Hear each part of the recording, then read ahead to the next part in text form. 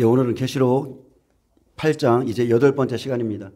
처음부터 이렇게 환란이 시작되기 전에, 재난의 나팔이 부러지기 전에 하나님께서 우리의 성전을, 즉 우리의 마음을 측량하신다는 것을 우리가 알기 때문에 지금 우리에게 가장 중요한 일은 우리의 성전을 깨끗하게 예수님이 받으실 만한 거룩한 성전으로 만드는 것, 그 부분에 대해서 지금 살펴보고 있습니다. 왜 그러냐면 성전 측량이 있으면 그 이후에는 고난을 통한 그리스도인의 구원과 심판이 이제 이루어지기 때문에 그렇습니다. 고난을 통해서 심판받을 자가 있고 고난을 통해서 구원받을 그리스도인들이 있습니다.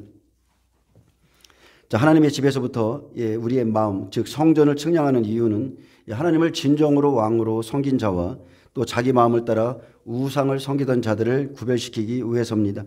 사무엘상 8장 또 9장에 보면 백성들이 사무엘에게 구한 게 있습니다. 모든 나라와 같이 우리에게 왕을 세워 우리를 다스리게 하소서. 사무엘은 그 말을 듣고 그것을 기뻐하지 않았습니다.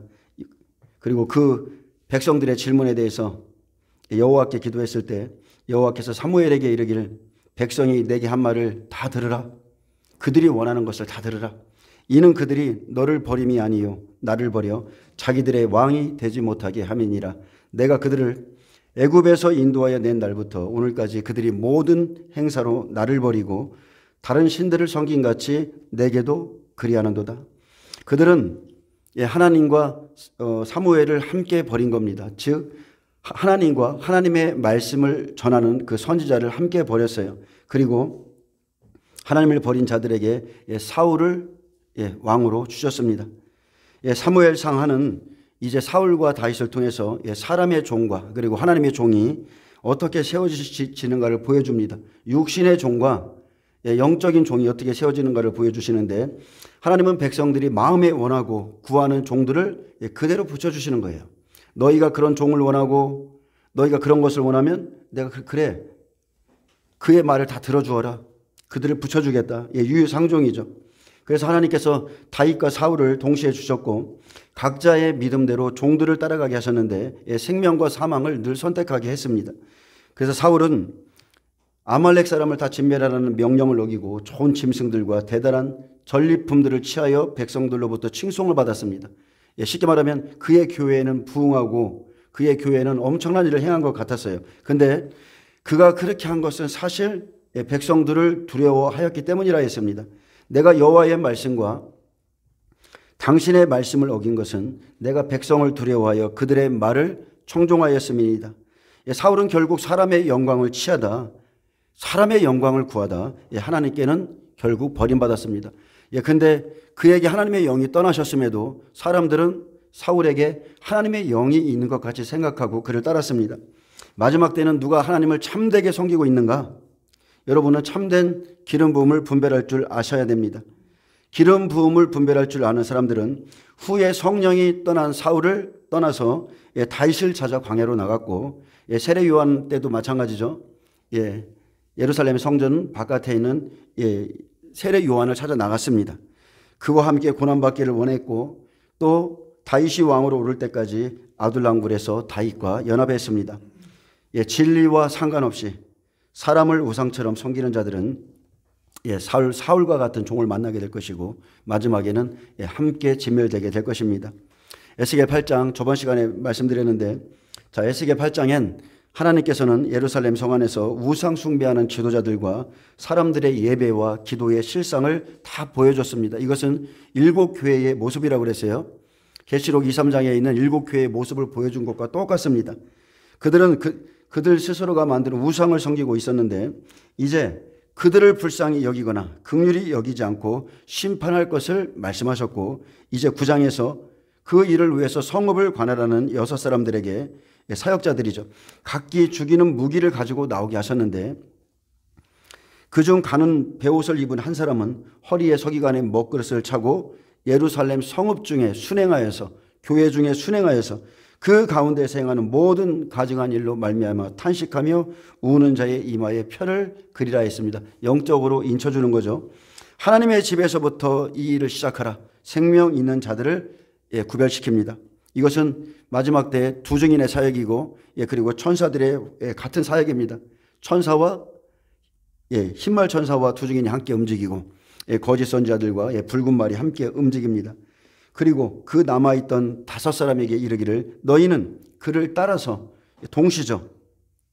두 증인이 움직일 때 거짓 선지자들도 함께 나가는데 성읍 중에 다니며 불쌍히 여기지 말며 긍휼을 베풀지 말고 늙은 자와 젊은 자와 처녀와 어린이와 여자를 다 죽이되 이마에 펴 있는 자에게는 가까이 하지 말라. 내 성소에서부터 시작할지니라. 그들이 성전 앞에 있는 늙은 자들로부터 이 일을 시작하는 것을 9장에서 보여줬습니다. 가는 베옷을 입고 서기관의 먹그릇을 차고 이마에 펴를 그리는 한 사람입니다. 그리고 죽이는 무기를 든 5사람은 마지막 때 두 증인과 거짓 선지자들을 의미하는데 이들이 가진 살리는 무기, 죽이는 무기는 단 하나죠. 하나님의 말씀입니다. 영적 전쟁은 여러분 진리와 거짓의 전쟁이에요. 그럴듯한 하나님의 말씀을 가지고 영혼을 사냥하는 겁니다. 잠언 1장은 환난 전에 지혜가 일하는 모습을 보여줍니다. 지혜는 예수님이죠. 그래서 잠언 1장은 환난 전에 예수께서 일하시는 모습을 보여줍니다. 지혜가 길거리에서 부르고 광장에서 소리를 높이며 성문 어귀와 성중에서 소리를 지르고 소리를 발하여 어리석은 자들과 거만한 자들과 지식을 미워하는 자에게 나의 책망을 듣고 돌이키라. 나의 영을 너희에게 부어주고 내 말을 너희에게 보이리라 말하였어도 불러도 듣기 싫어했습니다. 손을 펴도 돌아보는 자가 없었고 모든 교훈을 멸시하며 책망의 말을 받지 아니었기에 너희가 재앙을 만날 때에 내가 웃고 너희를 비웃으리라 했습니다. 또 잠언서 5장엔 내 아들아 내 지혜에 주의하여 내 명철에 내 길을 기울여서 근신을 지키며 내 입술로 지식을 지키도록 하라. 대저 음녀의 입술은 꿀을 떨어뜨리며 그의 입은 기름보다 미끄러우나 나중은 쑥같이 되고 두 날 가진 칼같이 날카로우며 그의 발은 사지로 내려가며 그의 걸음은 수월로 나아간다 했습니다. 꿀을 떨어뜨리는 음녀의 입술, 기름보다 미끄러운 그의 입, 에스겔 9장에 죽이는 무기를 든 5명의 거짓 선지자들의 이런 말에 미혹되면 결국 나중에 쑥같이 쓰고 칼이 되어서 사지로 스울로 지옥으로 내려간다 했습니다. 또 잠언서 7장에 내 아들아 내 말을 지키며 내 계명을 간직하라. 내 계명을 지켜 살며 내 법을 눈동자처럼 지키라. 이것을 내 손가락에 매며 내 마음판에 새기라. 이것이 너를 지켜서 이것이 뭐예요? 하나님의 계명이죠. 하나님의 지식입니다. 이걸로 너를 지켜서 진리의 말씀으로 너를 지켜서 음녀에게서 말로 호리는 이방 여인에게 빠지지 않게 하리라 하셨음에도 하나님의 말씀이 없는 어리석은 젊은이는 기생의 옷을 입은 강교한 여인에게 붙잡힌다 했습니다. 그 강교한 여인이 이 젊은이를 죽이는 무기는 다른 게 아니죠. 그 강교한 여인이 여러 가지 고운 말로 유혹하며 입술에 호리는 말로 꿰므로 젊은이가 그를 따랐으니 소가 도수장으로 가는 것 같고 미련한 자가 벌을 받으려고 쇠사슬에 매이러 가는 것과 같으며 필경은 화살이 그 간을 뚫게 되리라 하셨고 새가 그물로 들어가되 그의 생명을 잃어버릴 줄 알지 못한 것 같으니라. 그 젊은이가 음녀의 골목 모퉁이로 가까이 하여 그의 집 쪽으로 갈 때에 이 여인이 저물 때 황혼 때 깊은 밤 흑암 중에 그를 맞는다 했습니다. 여러분 지금이 그때예요. 저물 때 황혼 때 깊은 밤입니다. 진리가 없으면 여러분 고운 말, 호리는 말에 꿰임을 받습니다. 결국 자기 스스로 자기 욕심과 미혹의 그 말을 듣고 끌려가는 거예요. 여러분은 시험 중에 고난 중에 반드시 이 싸움에서 승리하셔야 됩니다. 여러분이 하나님 나라 바로 들어가는 게 아니에요. 이 시험을 이기고 들어가는 거예요. 하나님은 이런 여인들을 여러분에게 보내십니다. 마지막 때를 준비하고자 하는 이들에게 하나님이 권면합니다. 이제 아들들아 내 말을 듣고 내 입의 말에 주의하라. 내 마음이 음녀의 길로 치우치지 말며 그 길에 미혹되지 말지어다. 대저 그가 많은 사람을 상하여 엎드러지게 하였나니 그에게 죽은 자가 허다하니라. 그의 집은 수월의 길이라 사망의 방으로 내려가느니라. 아멘. 이 여인이 우리 바깥에 있습니까? 아니에요. 우리 안에 있어요. 그럴듯한 거짓 예언자들이 있습니다. 그럴듯한 잘못된 진리를 가진 목회자들의 말이 있는데 이 말을 여러분 진리처럼 그렇게 믿지 마시고 기록된 말씀을 먼저 취하세요. 기록된 말씀과 성령께서 주시는 말씀을 잘 간직하시고 마음판에 새겨서 하나님만을 따라가시기를 축복합니다. 이것이 여러분을 살리는 겁니다. 에스겔 10장은 이제 에스겔 10장을 보겠습니다. 에스겔 10장을 보면 계시록 4장에 하나님의 보호자 앞에 있던 24 장로들과 내 생물이 있었는데 그 모습을 보여주고 있습니다. 두 증인이 내 생물들은 천사들이죠. 그들과 함께 일하는 모습을 에스겔 10장에서 보여줍니다. 에스겔 10장의 모습은 계시록 4장의 모습과 같습니다. 이에 내가 보니 그룹들 머리 궁창에 남보석 같은 것이 나타나는데 보호자의 형상이 있는 것 같더라. 하나님이 가는 베옷을 입은 사람에게 말씀하여 이르시되, 자, 이 사람은 마지막 때 두 증인입니다. 회개의 말씀을 가진 자예요. 너는 그룹 밑에 있는 바퀴 사이로 들어가 그 속에서 숯불을 두 손에 가득히 움켜가지고 성읍 위에 흩으라 하심에 그가 내 목전에 들어가니라. 자, 숯불은 심판이죠. 너는 그룹 밑에 있는 바퀴 사이로 들어가 숯불을 가지고 성읍 위에 흩으라 하셨는데, 그룹들은 내 생물 천사들로서 에스겔 10장 11절 14절에 보면 내 생물은 증인들과 함께 일하는 천사들을 말하고 있습니다. 또 바퀴는 다니엘서 9장에 나오는데 내가 보니 왕자가 놓이고 옛적부터 항상 계신 이가 좌정하셨는데 그의 옷은 희기가 눈 같고 그의 머리털은 깨끗한 양의 털 같고 그의 보좌는 불꽃이요 그의 바퀴는 타오르는 불이며 불이 강처럼 흘러 그의 앞에서 나오며 그를 섬기는 자는 천천히요 그 앞에 모셔선 자는 만만이며 심판을 베푸는데 책들이 펴 놓였더라. 아멘. 자, 하나님의 보좌 앞에 심판의 책들이 펴 있는 것을 다니엘은 봤습니다. 그리고 심판을 베푸실 때에 보호자의 바퀴에서 나오는 그 불로 재앙을 쏟을 천사들의 숫자가 어떻다고요? 천천히요 만만이라 이렇게 준비되어 있다고 그랬습니다. 이제 계시록 8장 5절 천사가 제단에 불을 담아 땅에 쏟으면 이제 천만 천사가 여러분 움직이는 겁니다. 3절 보겠습니다. 그 사람이 들어갈 때에 그룹들은 성전 오른쪽에 서 있고, 자, 에스겔이 본 환상이죠. 하나님이 성전 안에 우상을 숭배하는 모습을 다 보여주고, 그리고 그 안에 있는 사람들을 예루살렘 성읍을 보며 탄식하는 자들을 인을 치라고 이마에 표를 그리라고 말씀하셨고, 그 다음에 이제 성전 오른쪽에서 성전 안에서 천사들이 움직이는 것과 하나님의 영광의 모습을 보여주고, 그리고 이제 하나님의 영광이 이 성전에서 떠나는 것을 보여줘요. 인칠자들을 다 인치고 하나님이 떠나시고 나면 진짜 이제 살육이 시작되는 겁니다. 그 사람이 들어갈 때에 그룹들은 성전 오른쪽에 서 있고 구름은 안뜰에 가득하며, 여기 안뜰은 제사장들이 직무를 수행하는 곳입니다. 또 여호와의 영광이 그룹에서 올라와 성전 문지방에 임하니 구름이 성전에 가득하며, 이 구름은 임재 현상이죠. 하나님의 영광이 나타날 때 구름이 성전에 가득하다 이렇게 표현합니다. 그리고 실제적으로 구름이 나타나기도 합니다.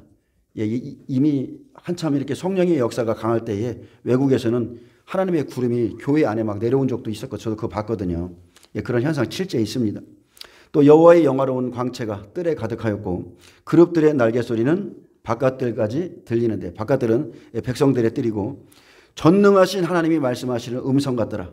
하나님이 가는 베옷 입은 자에게 명하시기를 바퀴 사이 곧 그룹들 사이에서 불을 가져가라 하셨으므로 그가 들어가 바퀴 옆에 서매.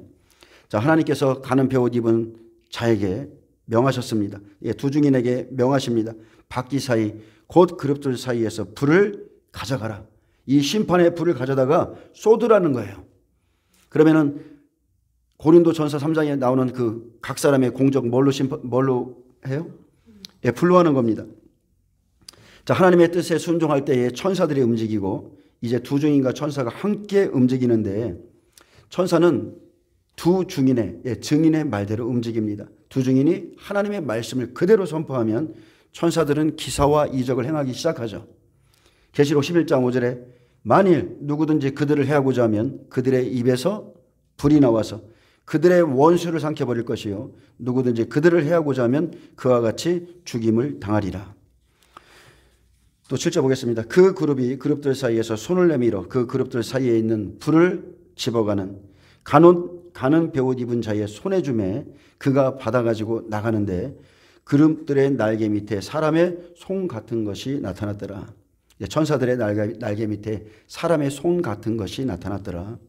내가 보니 그룹들 곁에 네 바퀴가 있는데 이 그룹 곁에도 한 바퀴가 있고 저 그룹 곁에도 한 바퀴가 있으며 그 바퀴 모양은 황옥 같으며 그 모양은 넷이 꽃 같은데 마치 바퀴 안에 바퀴가 있는 것 같으며 그룹들이 나아갈 때는 사방으로 몸을 돌리지 아니하고 나아가되 몸을 돌리지 아니하고 그 머리 향한 곳으로 나아가며 그 온몸과 등과 손과 날개와 바퀴 곧 내 그룹의 바퀴의 둘레에 다 눈이 가득하더라. 내가 들으니 그 바퀴들을 도는 것이라 부르며 그룹들에게는 각기 네 면이 있는데 첫째 면은 그룹의 얼굴이요 둘째 면은 사람의 얼굴이요 셋째는 사자의 얼굴이요 넷째는 독수리의 얼굴이더라.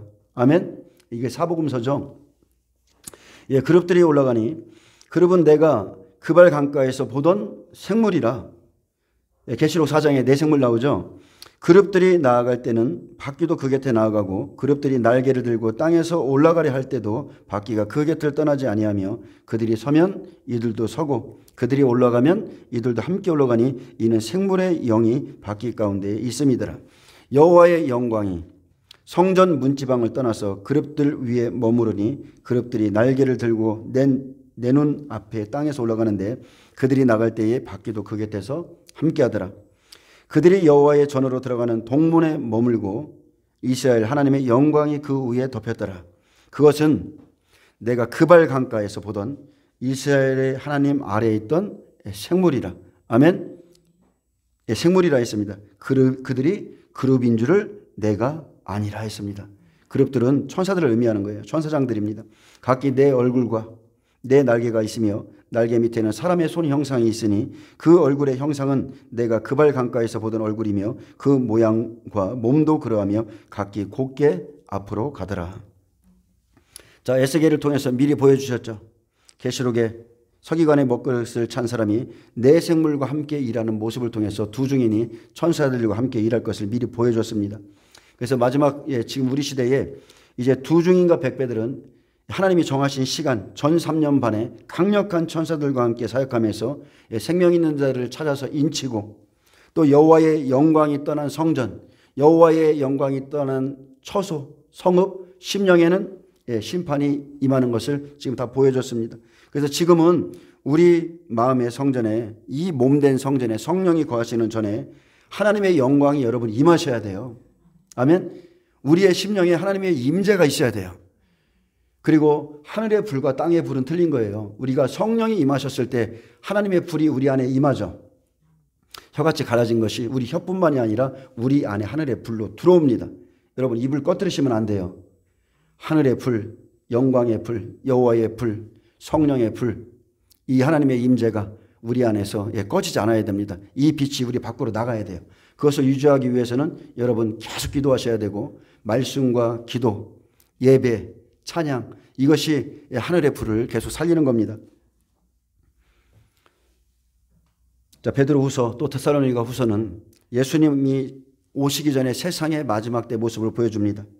베드로후서 2장 5절에서 9절은 소돔성에 있던 의로운 롯에 대해서 증거하고 반대로 또한 불의한 자들에 대해서 증거하고 있는데 하나님께서는 항상 의로운 자들을 살피시고 구원하시며 또 경건치 않은 자는 심판하시고 그것을 우리에게 본을 보이셨다고 말씀했어요. 베드로후서 2장 5절 좀 보겠습니다.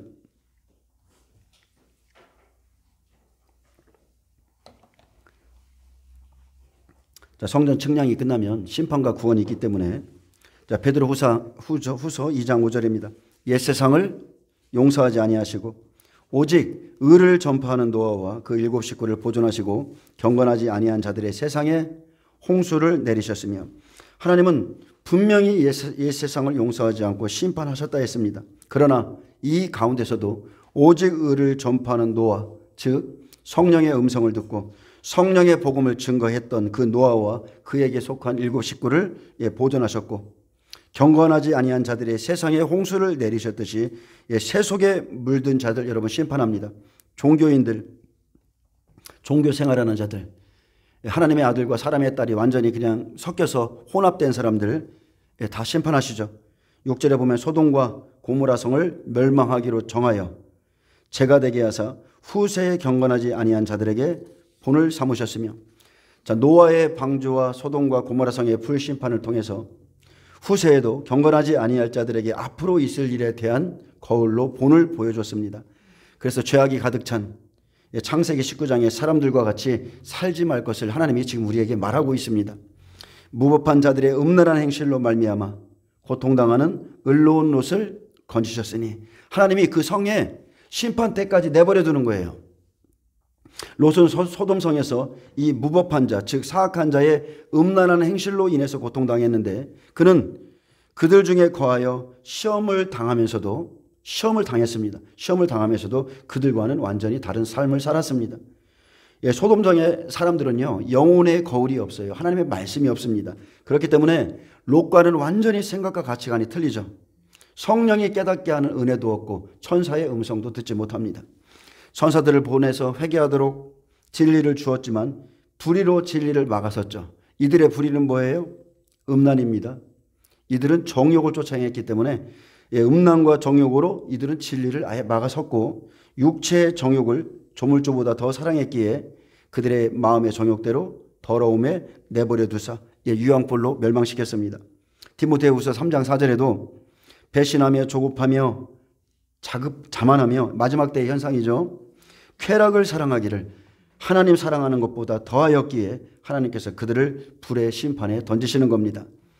대부분의 사람들, 우리가 알고 있는 대부분의 사람들, 세상의 사람들은요, 좁은 문 몰라요.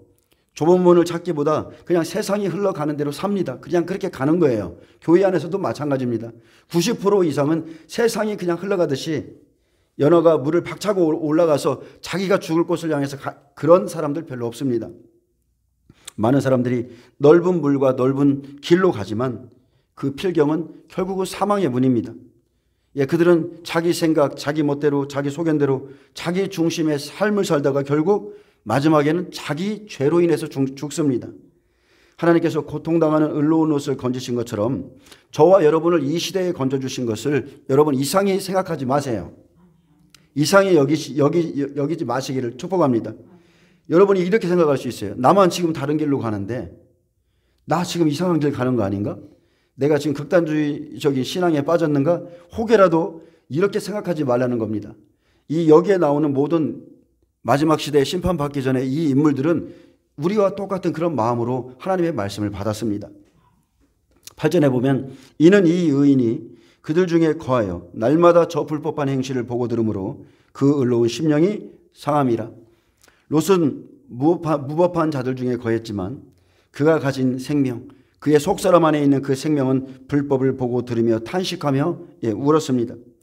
그는 경건하고 의로운 심령을 가졌기에 상한 심령을 가지고 있었습니다. 그는 아브라함에게서 나온 자죠. 그는 믿음의 60배예요. 주께서 경건한 자는 시험에서 건지실 줄 아시고, 유황불이 내리기 전에 미리 천사를 보내서 롯에게 말씀하셨고 롯을 건져내서 소알성에 보내셨습니다. 그리고 소알성에서 잠시 있다가 다시 산으로 올려보내셨죠. 산에 굴러 들어가는데 그것은 다음 시대를 상징하는 거예요. 천년왕국을 의미하는 겁니다.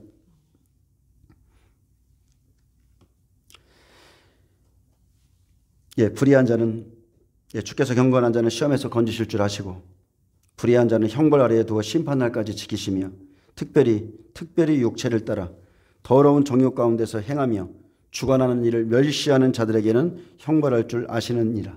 그런데도, 이게 중요하죠. 이것을 알면서도 그런데도 이들은 당돌하고 자긍하며 떨지 않고 영광 있는 자들을 비방하거니와 말했습니다. 여기서 영광은 위엄 있는 자들, 찬양하는 자들, 이런 경배하는 이런 자들을 비방하거니와. 왜 이들이 이런 행동을 합니까? 하나님을 몰라서 그래요. 하나님을 왜곡되이 알고 있기 때문에 그렇습니다.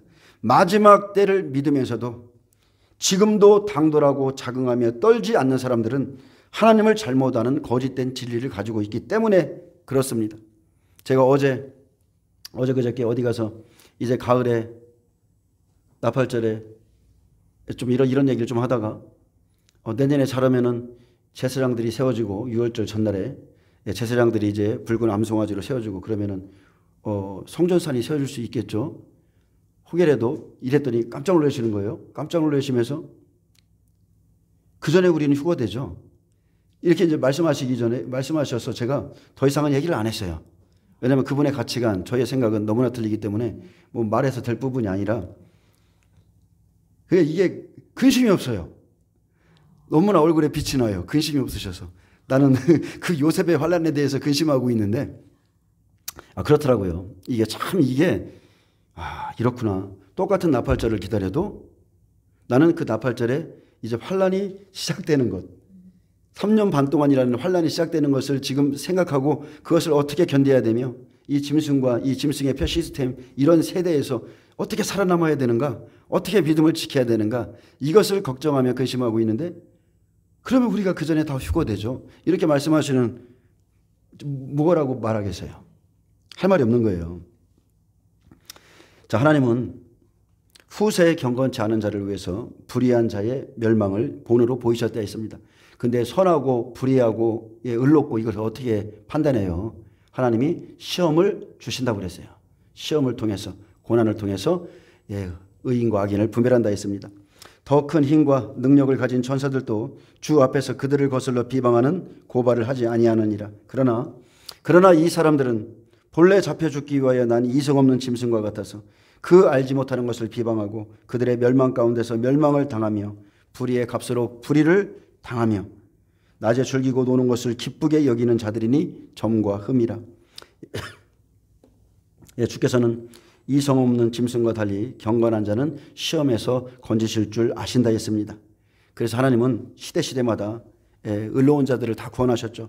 노아와 그 7 식구같이 다니엘의 세 친구 또 욥과 같이 경건한 자를 시험에서 건지신 하나님이십니다. 그분이 우리 하나님이세요. 의인일지라도 모두 다 환난에 들어갑니다. 의인일지라도 모두 다 시험에 들어갑니다. 하나님은 그 시험 중에 경건한 자를 건지시는 하나님이십니다. 아브라함은 소돔성의 멸망이 시작될 것을 들었습니다. 그는 하나님과 친밀했어요. 즉시 그 성에 살던 조카 롯과 의인들의 생명을 위해서 간절히 중보했습니다. 주님, 50명만, 그 성 안에 50명이라는 의인만 있으면 그 성을 멸하시겠습니까? 50명으로 시작해서 45명, 40명, 10명만 있어도 멸망시키지 않으시겠다는 약속을 받았지만 그 성의 의인은 겨우 3명밖에 없었고 그 의인들도 사람들에 의해서 고난을 받았고 불이 떨어질 때에야 겨우 구원을 받았습니다. 그렇게 구원받았어요. 롯은 재판관이었죠. 누가 너를 재판관으로 세웠느냐? 그는 성문 안에 앉아 있었어요. 그는 복음을 위해서 소돔성에 들어가 있던 의인이었습니다. 하나님이 롯을 그 성에 집어넣으신 것은 복음이 전파되는 과정인 거예요. 예수님께서 사대교회 보세요. 몇 명만이 흰옷을 입고 있었음을 아셨죠. 그렇듯이 롯이 소돔성에 있었을지라도 그의 상한 마음을 늘 보고 계셨습니다. 홍수가 날 것을 노아에게 말씀하신 하나님이 또 소돔성의 심판의 날을 아브라함에게 말씀해 주셨듯이 이 시대에도 똑같습니다. 예수님의 강림과 심판의 날이 오고 있다고 이 시대의 의인들에게 알려주고 있는 거예요. 내가 곧 온다고 계속 알려주고 계십니다. 그런데도 이게 중요합니다. 말씀을 들었음에도 아브라함처럼 의인들의 생명을 위해서 기도하고 간구하지 않는 것은, 심판의 복음을 받은 롯처럼 자기 가족을 깨우지 않는 것은 자신조차 생명으로 살고자 하는 마음이 없는 것입니다. 여러분, 내 힘으로 안 돼요. 내 가족 구원 내 힘으로 됩니까? 속이 터져 죽겠고 눈물이 나는데 안 돼요. 근데 우리는 마음 먹고 기도할 수가 있는 겁니다. 성령 안에서 그들의 영혼을 놓고 아브라함처럼 기도하는 거예요. 생명을 사랑하고 좋은 날 보기를 원하는 자들은 악에서 떠나 화평을 구하며 기도하게 되어 있습니다. 여러분, 이 시대 무업한 일들과 무업한 자들의 불법을 보고도 마음의 상함이 없습니까? 여러분, 마음의 상함이 있으셔야 돼요. 아직도 육체를 따라 정욕을 구하고 있습니까? 그렇다면 형벌할 줄 아는 하나님을 두려워하시기를 축복합니다.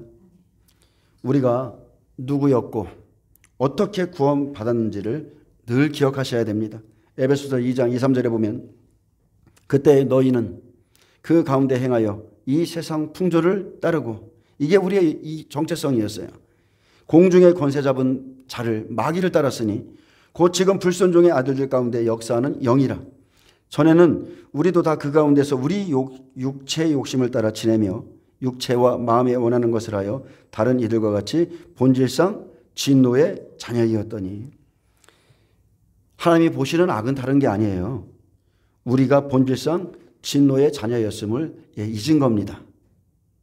의롭게 되었음에도 의의 말씀을 가졌음에서도 다시 이 세상 풍조를 따르고 마귀를 따르고 다시 세상과 짝하고자 하는 것이 하나님 보시기에 악인 겁니다. 육체의 욕심과 마음이 원하는 것을 따라서 사는 것이, 성령을 따라 살지 않고 이렇게 사는 것이 여러분 악이에요. 또 베드로전서 4장 12절 봅니다. 베드로전서 4장 12절에 보면 그리스도인이 받을 고난에 대해서 말씀하셨는데, 자, 이 고난은 의인에게는 시험입니다. 의인에게는 자격을 위한 테스트를 하나님이 주시는 것이고, 죄인에게는 심판입니다. 영원한 지옥이죠. 베드로전서 4장 12절에 사랑하는 자들아 너희들 연단하려고 너희를 시험하려고 오는 불시험을 이상한 일 당하는 것 같이 이상히 여기지 말고 오직 너희가 그리스도의 고난에 참여하는 것으로 즐거워하라. 이는 그의 영광을 나타내실 때에 너희로 즐거워하고 기뻐하게 하려 함이라. 여러분, 불같은 시험이 우리에게 옵니다. 이것을 이상히 여기지 마시고 오직 그리스도의 고난에 참여하는 것으로 즐거워하라. 이것이 하나님의 뜻이죠. 우리 삶에는 지금 저와 여러분 똑같아요. 개인마다 연단과 시련이 있습니다. 하나님이 우리에게 무언가를 약속하시고 앞으로 내가 이 일을 행하겠다, 미리 예언의 말씀을 주셔도 반드시 그것을 받기 전에, 그 큰 축복을 받기 전에는 여러분에게 시련이 있어요. 시험이 주어집니다. 가나안 땅에 들어가기 전에 12 전탐꾼에게 주었던 그런 시련이 있는 거예요. 연단과 시련은 약속을 위한 고난이죠. 욥과 같이 약속을 위한 고난입니다. 그래서 하나님의 말씀 때문에 참고 인내하며 기다리며 세상을 버리는 것이 날마다의 고난인 것입니다. 우리의 말, 우리의 옷, 어떤 음식을 절제하고 금식하는 것 등 이런 모든 것들이 다 고난인 것이에요. 예수님을 믿지 않았다면 우리는 이런 고난 없습니다. 자, 사탄은 의로운 욥, 하나님이 인정하신 그 의로운 욥을 넘어뜨리기 위해서 무슨 일을 합니까? 하나님의 보좌에 가서 먼저 참소하죠. 그리고 하나님의 허락을 받습니다. 그리고 나서 욥을 넘어뜨리기 위해서 가장 가까운 세 친구를 붙이죠. 마지막 때 거짓 선지자들의 모양인데, 그 친구들을 붙여서 욥을 정죄하고 비방했지만 욥은 확실한 하나님에 대한 믿음과 약속의 말씀 안에 있었기 때문에 그의 믿음을 정죄하고 시험하는 친구들의 그 말에 넘어가지 않았습니다. 그 말에 실족하지 않았고 그 말에 비욕당하지도 않았고 자기가 믿는 믿음의 도리를 굳게 붙잡았어요. 여러분, 진리는 자신 안에 있는 거예요. 하나님의 빛은 여러분 안에 있습니다. 불시험이 주어졌을 때 하나님도 마귀도 그 사람의 중심을 보고 있고 그 사람의 입을 주목하고 있습니다. 자식이 죽고 아내가 떠나고 재산을 다 잃고 사람들의 피한양과 친구들의 정죄 속에서 기아장으로 몸을 긁고 있는 시험 속에 있었지만 의인은 자신이 믿는 도리를 굳게 잡는 자고 지키는 자며, 의인이 받는 고난과 시련은 여러분 보이는 모습이 전부가 아닙니다. 저 사람이 엄청나게 고생하고 있어요. 왜 교회 생활을 해도 저렇게 안 풀릴까? 왜 저럴까? 이것은 우리가 판단할 수가 없다는 거예요. 축복이 모든 게 형통한 것이 하나님이 주시는 복이 아니에요. 그 사람을 더 성장시키고 더 믿음의 사람으로 불같은 시험을 통해서 정금같이 나오게 하기 위해서 각 사람에게 주시는 그 시전이 있어요. 그 시간이 있어요. 어떤 일이 안 풀려요. 근데 하나님이 잠잠하라는 거예요. 그 시간을 인내하라는 거예요. 그 시간에 침묵하고 하나님을 신뢰하는 말을 쏟아놓고 나의 하나님은 이러신 분이다. 반드시 하나님이 나를 축복하신다. 이 말을 선포하시길 바랍니다. 고난 속에서 그의 중심, 그의 말, 여러분 하나님의 인정이 있을 때 그러면 여러분 합격입니다. 다윗도 똑같죠. 광야에서 어떻게 나왔어요? 사울을 죽일 수 있었음에도 하나님께서 기름 부음 받은 자를 해하지 말라 했기 때문에 그 말씀을 지켰을 때 광야에서 나오게 됐습니다. 욥의 세 친구, 음녀의 입같이 얼마나 이 기름 발리운 입입니까? 욥의 세 친구가 가진 말과 지식은 여러분 절대 그의 열매가 아니에요. 이거 잘 분별하셔야 돼요. 지식의 사람들이 있어요. 근데 계시의 사람이 있어요.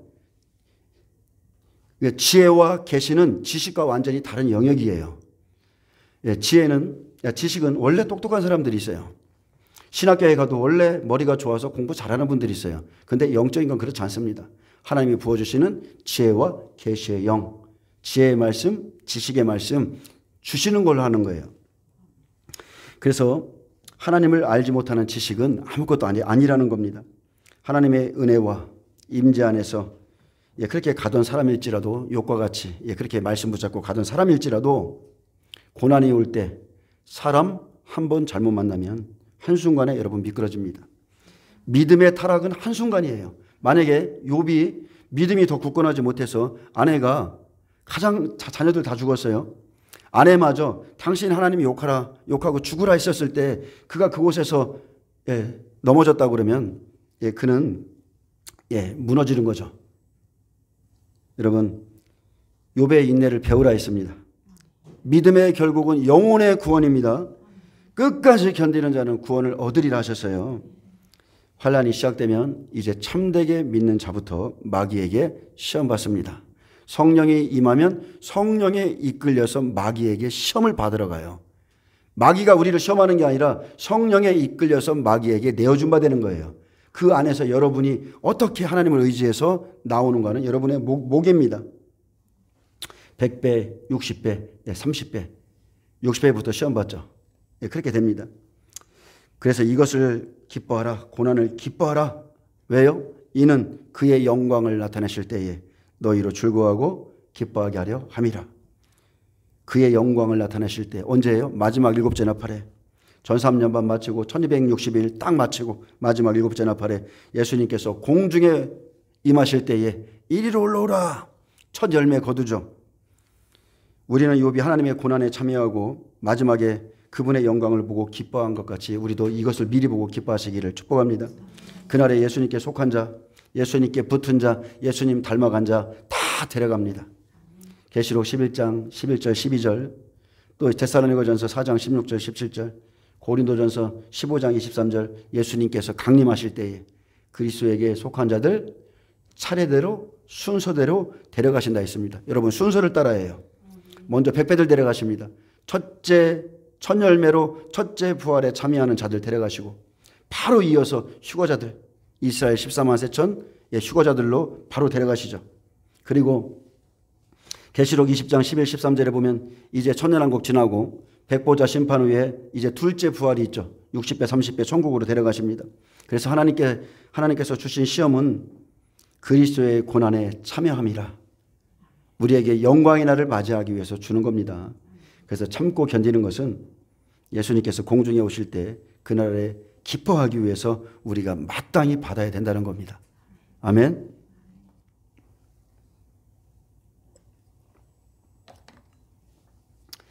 보는 거하고 듣는 거하고 내가 직접 겪는 거하고 내가 직접 일하는 거고 여러분 천지 차이예요. 어제 모처럼 만에 제가 삽질을 좀 했는데 삽질을 하니까 옆에서 볼 때는 너무 잘하시길래 나도 예전 실력이 있는데 잘하겠죠 하고 삽질을 한 15분 20분 했는데 힘들어요. 아니에요. 그래서 항상 이게 몸에 배겨 있어야 돼요. 몸에.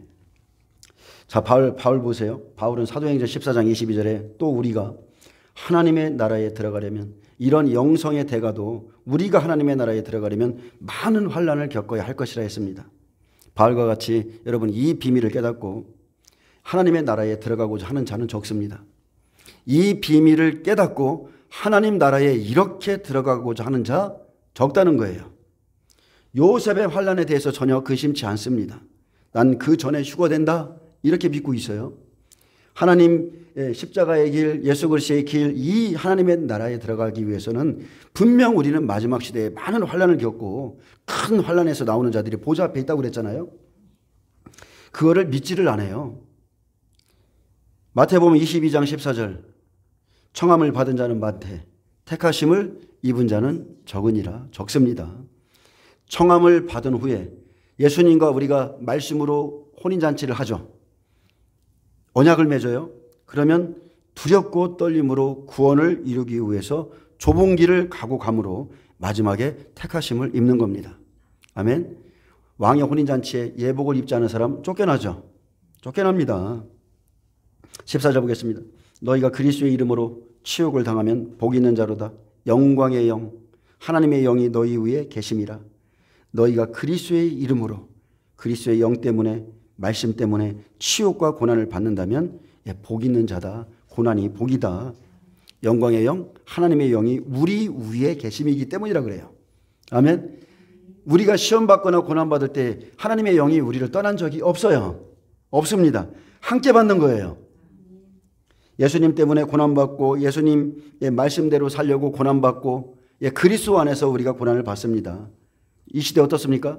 종말의 말씀을 전하기 때문에 쓸데없는 핍박을 받고 또 여러분은 그 말씀을 받았기 때문에 여러분이 고난받고 있다면 여러분이 지금 복 있는 자예요.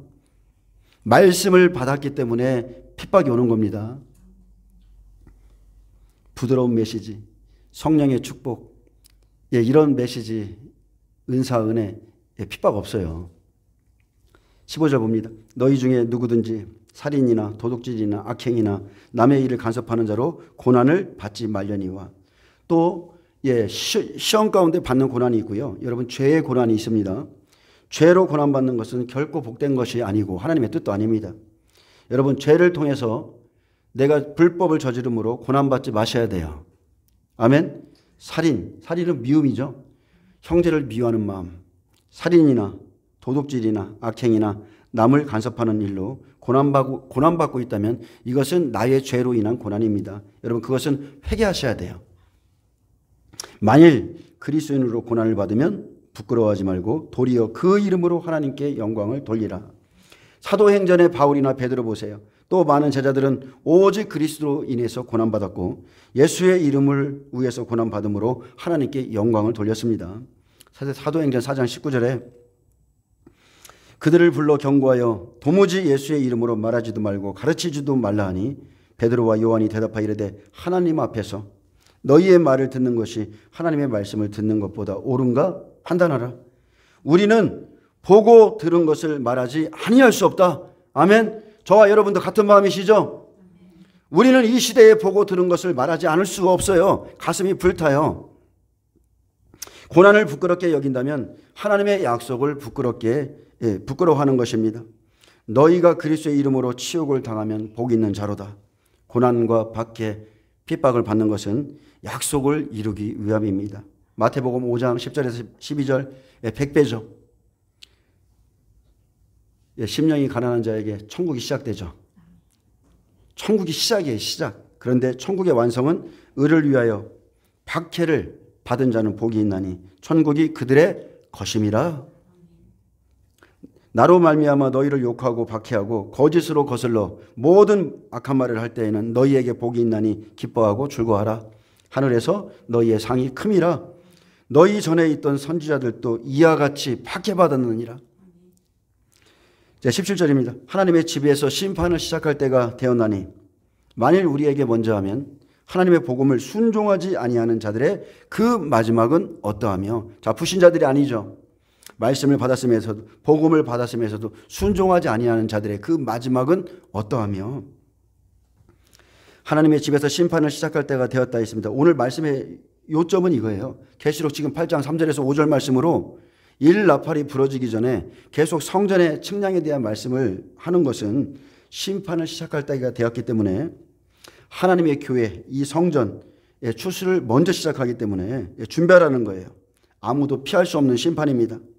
믿는 자 중에는 두 부류의 사람만이 있습니다. 말씀에 순종한 사람과 말씀에 순종하지 아니한 사람입니다. 그래서 심판을 통해서 고난을 통해서 멸망할 자와 영생에 이를 자가 갈라집니다. 만일 우리에게 먼저 하면, 자, 믿음을 측량하기 위해서 믿는 자들을 먼저 시험하시죠. 그래서 성전 안에서부터 제단과 성전과 제단과 그 안에서 경배하는 자들 측량하고 그리고 바깥들에서 경배하는 자들 측량하는 겁니다. 시험할 때 알곡부터 시험해요. 남은 것은 하나님은 관심도 없습니다. 쭉정이는 가치가 없기 때문에 하나님 쳐다도 안 봅니다. 하나님의 복음을 순종하지 아니하는 자들의 그 마지막은 어떠하며 주를 믿는다 말하면서 복음에 순종 않습니다. 하나님의 말씀에 굴복함이 없어요. 예를 들어서 가정에 주신 말씀들이 있죠. 교회 안에서 어떻게 해야 될지를 주셨죠. 사회생활에서는 어떻게 해야 될지를 말씀을 다 줬어요. 근데 기도 10시간씩 합니다. 예, 복음 전하는 열정도 있어요. 근데 하나님이 그런 실제적으로 우리에게 영생에 들어가도록 주신 말씀에는 순종하지 않아요. 그런 분들 많습니다.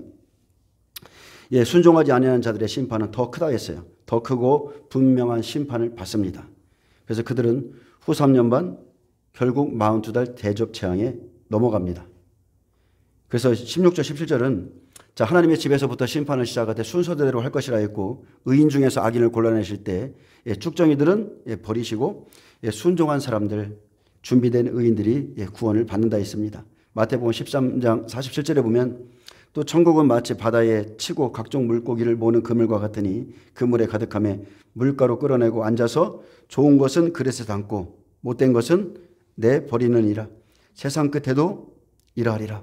세상 끝에도 이러하리라. 여기는 비유의 말씀이 아니라 실제입니다. 천사들이 와서 의인 중에서 악인을 갈라내요. 천사들이 와서 구원받은 자들 중에서 악인을 갈라내어 풀무불에 던져 넣으리니 거기서 울며 이를 갈리라. 제가 들어보니까 탤런트 가수 박진영이가 이렇게 설교 단상에 서서 설교하고 다닌다는데 그가 그렇게 말했다고 하죠. 구원은 다 받는다. 구원은 다 받는데 좀 말을 못 전하겠네. 그러니까 한 번 구원 판 거예요. 한 번 구원은 영원한 구원을 바탕으로 해서 여기서 이 땅에서 심판을 받는 거지 마지막 때는 다 천국에 들어간다. 그렇게 말하는 거를 누가 얘기해 주더라고요. 그 사상이 어디서 왔습니까? 구원파의 사상이에요. 구원파의 사상. 그러나 성경은 그렇게 말하지 않습니다. 천사들이 와서 의인 중에서 악인을 갈라내서 그들을 어디다 던져요? 풀무불에 던져 넣는다고 그랬어요. 거기서 울며 이를 갈리라. 18절은 말합니다. 또 의인이 넉넉하게 구원을 받으면 아니죠. 또 의인이 겨우 구원을 받으면 경건하지 아니한 자와 죄인은 어디에 서리요? 경건하지 아니한 자, 예수를 믿고도 경건하게 살지 아니한 자와 죄인은 어디에 서리요? 구원은 결코 쉽게 얻어지는 것이 아닙니다. 100배, 60배, 30배의 믿음을 준비한 의인들이라도 전 3년 반 동안 불시험을 당하고 큰 환난 가운데서 나오는 자들이라 했어요. 의인 겨우 구원받습니다. 의인일지라도 그러한데 경건하지 아니한 자와 죄인은 어디에 서리요? 자, 의인은 의의 말씀 안에 들어간 자를 의미하죠. 그러므로 의인에게는 심판이 아니고 불같은 시험이에요. 불같은 시험. 하나님의 뜻대로 반드시 고난을 받아야 됩니다. 근데 5나팔, 6나팔, 7나팔에는 의인 중에서 떨어지는 세 사람이 있다고 그랬죠. 화. 4나팔까지는 자연재난이에요. 욥기 1장처럼 막 폭풍이 몰아치고 비가 내리고 창수가 나고 막 짐승들이 죽고 이런 자연재난 속에 죽는 자들이 있는가 하면 실제 믿음이 있는 사람들은 5나팔, 6나팔, 7나팔에 화가 준비되어 있다. 이 화를 이겨야 된다. 아멘.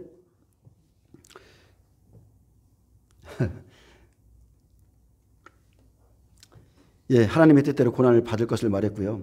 디모데전서 6장 11절 오직 너 하나님의 사람아 이것들을 피하고 의와 경건과 믿음과 사랑과 인내와 온유를 따르며 믿음의 선한 싸움을 싸우라.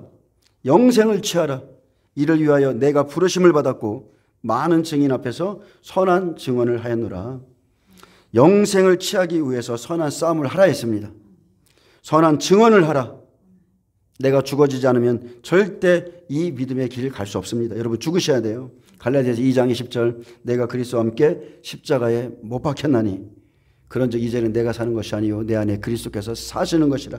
말로만이 아니라 내가 먼저 죽어야 그리스도께서 나를 이끌어 가세요. 주님께 복종한 사람은 하나님의 권위에 복종합니다. 하나님의 말씀에 복종하고 그의 말부터 복종하기를 힘씁니다. 삶의 지혜는요. 신앙이 깊어지면 깊어질수록 들어도 못 들은 척하고 보아도 조금 모른 척 해주고 알아도 모른 척 해주고 알아요. 아는데 하고 싶은 말 참고 그렇습니다. 그게 신앙이 깊어지는 거예요. 여러분 죽어지길 힘쓰시길 바랍니다. 19절 보겠습니다. 그러므로 하나님의 뜻대로 고난을 받은 자들은 또한 선을 행하는 가운데 그 영혼을 미쁘신 창조주께 의탁할지어다. 아멘. 자, 하나님의 뜻입니다. 하나님의 뜻대로 고난받는 자들은 그 영혼을 미쁘신 조물주께 부탁할지어다.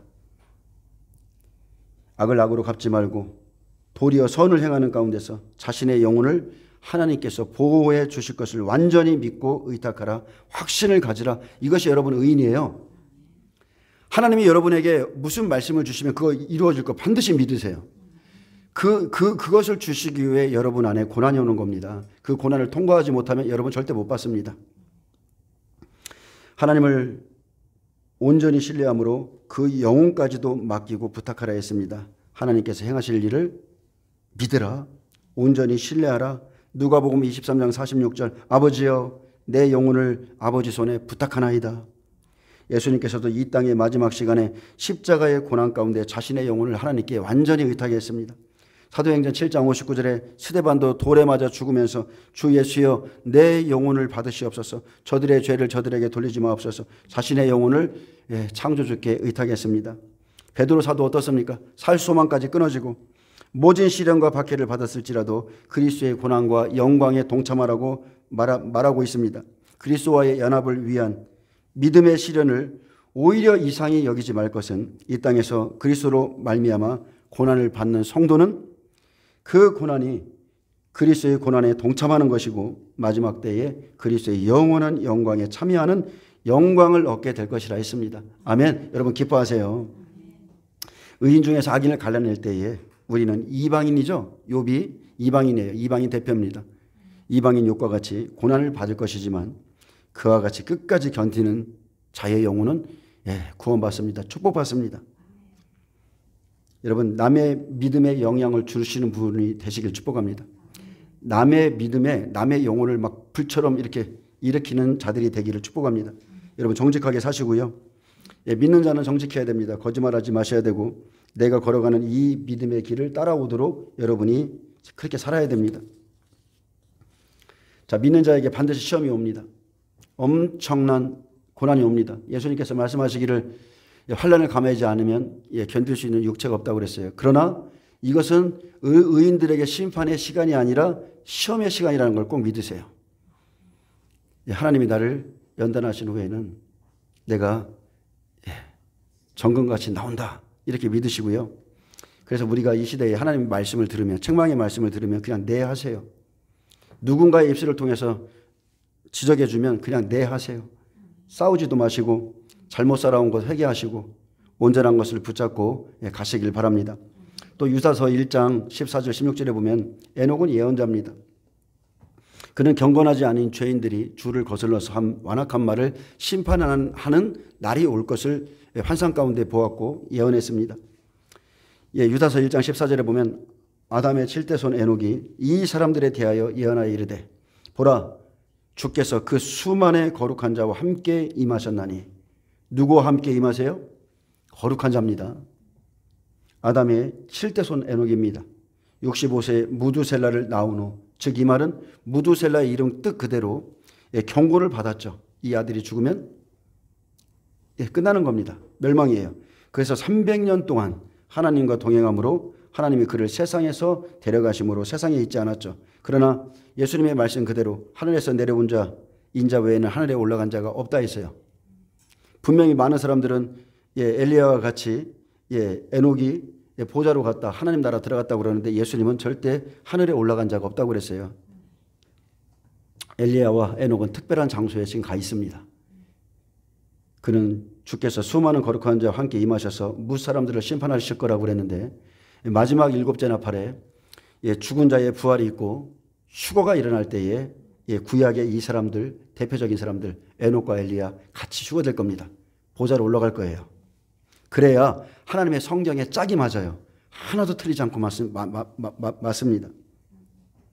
이는 무사람을 심판하사 모든 경건하지 않은 자가 경건하지 않게 행한 모든 경건하지 않은 일과 또 경건하지 않은 죄인들이 주를 거슬러 한 모든 완악한 말로 말미암아 그들을 정죄하려 하심이라 하였느니라. 이 사람들은 원망하는 자며 불만을 토하는 자며 그 정욕대로 행하는 자라. 그 입으로 자랑하는 말을 내며 이익을 위해서 아첨하느니라. 자, 완악한 말, 강박한 말. 그들이 그 말을 했기 때문에, 죽게 했기 때문에 그들을 정죄한다고 그랬고, 이 사람들은 원망, 불만, 정욕대로 행하고 자랑하고 자기 이익을 위해서 아첨하는 자라고 그랬어요. 경건하지 않은 자를 심판하시되 경건하지 않게 한 모든 일과 하나님을 향하여서 어리석은 말을 했던 죄인들. 여러분, 하나님을 향해서 어리석은 말하는 이 죄인들, 강팍하고 완악한 말을 했던 모든 죄인들 하나님 그날에 정죄합니다. 그래서 자기의 말로 인해서 심판을 받는다 했어요. 여러분, 하나님의 뜻대로 살기 원하면 강팍함을 버리셔야 됩니다. 원망과 불만 버리셔야 돼요. 분명히 히브리서에 보면 이들은 이 죄 때문에 원망하고 불망하고 불만 때문에 가나안 땅에 못 들어갔습니다. 강팍해지면 어떤 일이 일어나느냐? 사람들을 실족시킵니다. 내 속이 강팍해요. 내가 힘들어요. 내가 상처가 있어요.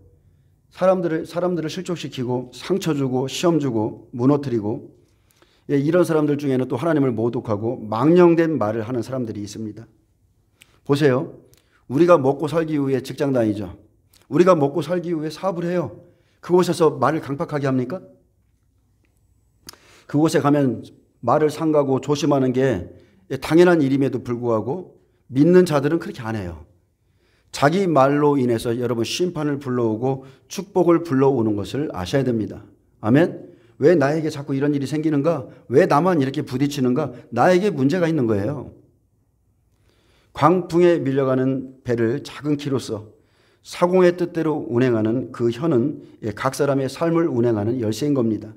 내 삶의 열매를 맺게 하게 하는 도구는 바로 내 혀입니다. 마태복음 12장 36절 내가 너희에게 이르노니 사람이 무슨 무익한 말을 하든지 심판날에 이에 대하여 신문을 받으리니 내 말로 의롭다함을 받고 내 말로 정죄함을 받으리라. 여러분, 예수 믿는 게 쉽습니까? 결코 쉽지 않습니다. 결코 쉽지 않아요. 하나님은 우리의 모든 것을 측량하십니다. 우리의 믿음, 우리의 마음, 우리의 사랑, 우리의 능력, 어떤 행위, 우리의 어떤 예배들, 우리가 누군가에게 긍휼을 베푸는 것 다 측량하세요. 특히나 말을 심판하시는 분이심을 여러분 기억하시길 바랍니다. 야고보서 3장 2절에 우리가 다 실수가 많으나 만일 말에 실수가 없는 자라면 곧 온전한 사람이라 능히 온몸도 굴레 씌우리라. 아멘. 오늘은 여기까지 하겠습니다. 여러분, 하나님이 지금 우리 심판하시기 전에 우리의 성전을 측량하세요. 우리의 마음을 측량하세요.